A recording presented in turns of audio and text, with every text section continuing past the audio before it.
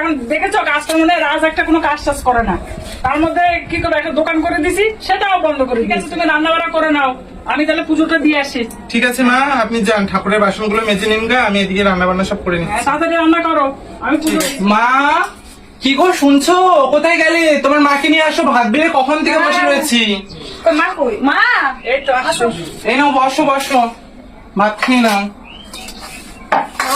দেখেন মাছ তরকারি রান্না করছি। মাছটা তো সুন্দর হয়েছে রান্না করা, কিন্তু আর একটু ঝোল লাগলে না? ঝোল রাখলাম না, কারণ হচ্ছে কি এই তরকারি আছে ওই তরকারি আছে একসাথে দিলাম এখানে। হ্যাঁ দাও, 60 টাকা দিতে হবে না, ওকে দাও, রাজকে দাও। দিচ্ছি। আচ্ছা লোটে মাছের তরকারি রান্না করছে, লোটে মাছের তরকারি কই? ওইটা দিয়ে খেয়ে নিন, তারপরে এক এক করে তো দেবো। বাবা সত্যি আপনাদেরকে খেতে দিয়ে মানে শান্তি নেই, একটা একটা করে তো মানুষ খায়। আরে উনি একসাথে খাবে, দিতে বলছে দাও। তাহলে একসাথেই রান্না করতে পারতাম, আলাদা আলাদা রান্না করেছি কেন? একটা দিয়ে খাক, তারপরে তো দেবো। দেখেছিস, আমি বললাম যে কেমন করলো। দেখো তাহলে।